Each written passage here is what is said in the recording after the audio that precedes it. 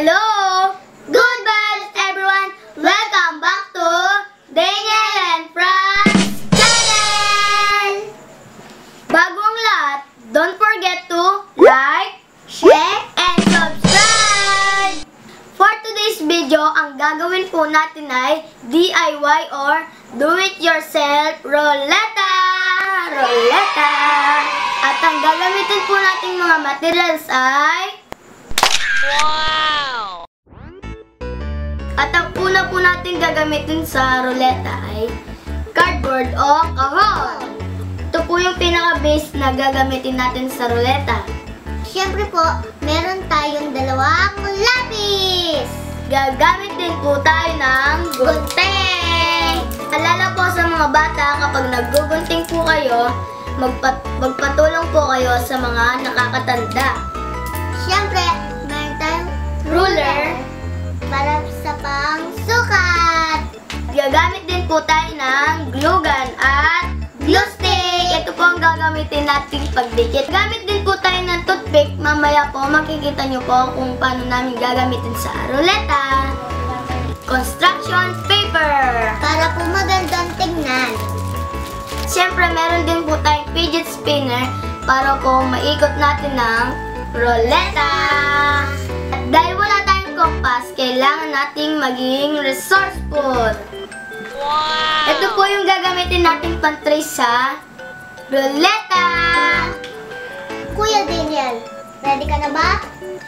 Ikaw ba, Franz? Ready ka na ba? Yes! Kung ganoon, let's start!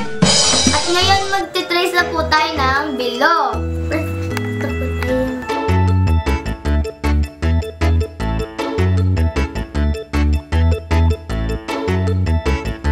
Para safe tayo, magpapatulong po tayong maggupit ng kahon.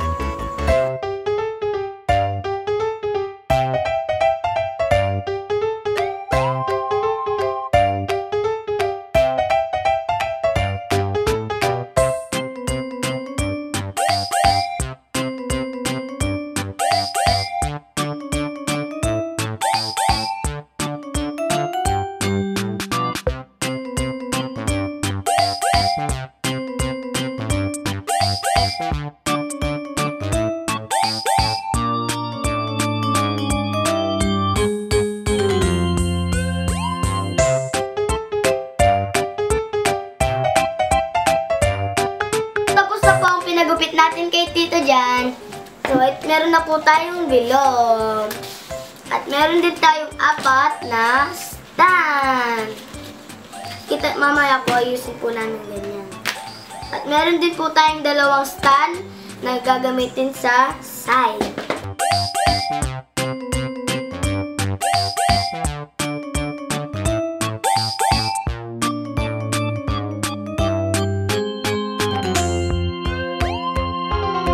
So, tapos na po ang ating stand. Ganito po siya. Yan. Tatabi muna po natin ito. At gagawin na po natin ang ating pinaka-roleta. So, nalagay na po natin ang center ng bilog. At nagpatulong po kami kay Tito Jan dahil hindi pa po kami marunong mag-center. So ngayon, ilalagay na po natin ang mga space kung saan ilalagay ang mga prize.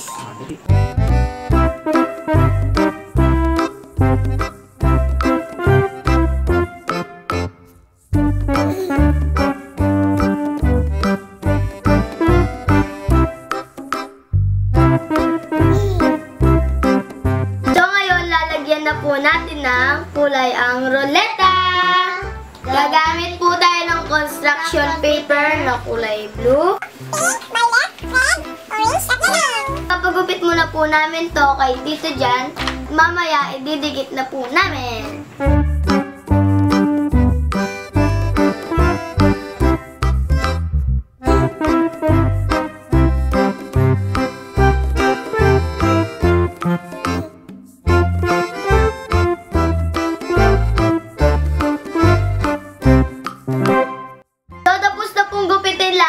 colors. So, ididikit na po natin.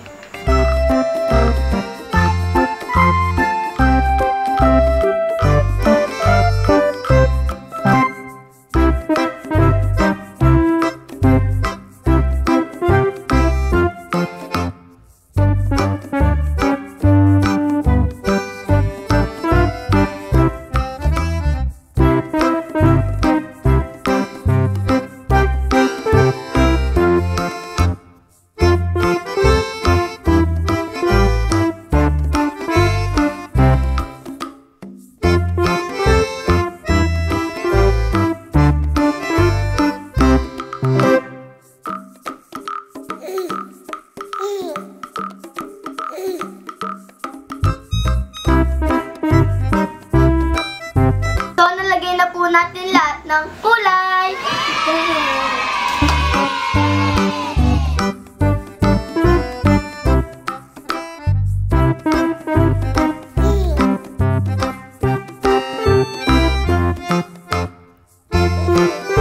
Meron na po siyang mga butas.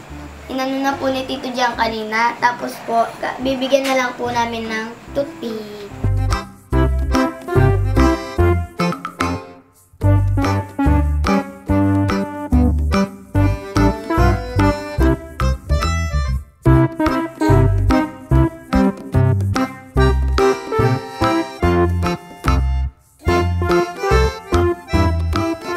So, para mas matibay po, Igugulo po namin sa likod.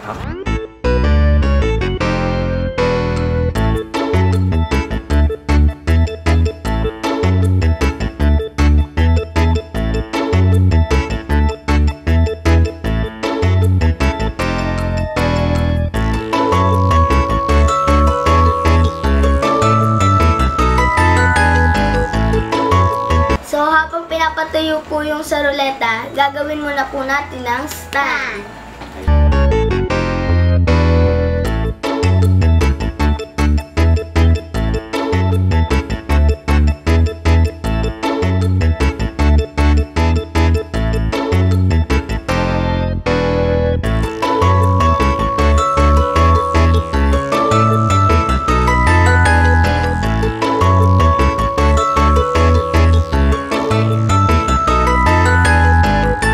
So, tapos na po ang stand natin!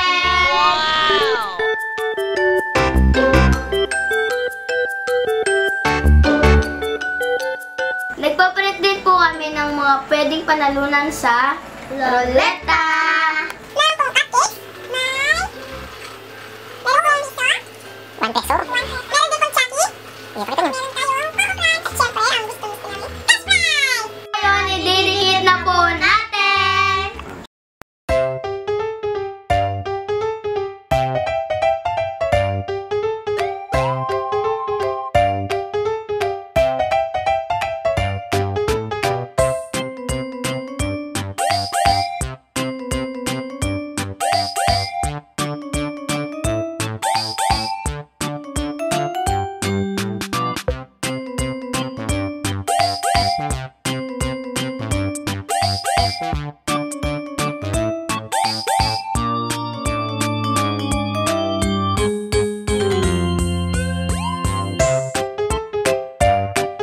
So, ito na po ang mga pwede namin pananunan sa ruleta!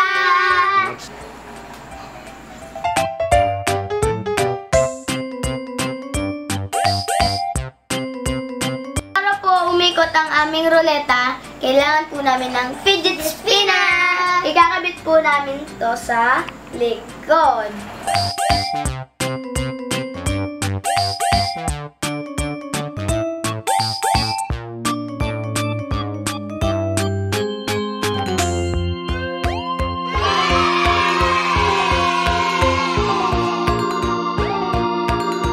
Ilagay na po natin ang loretas. Sa stand!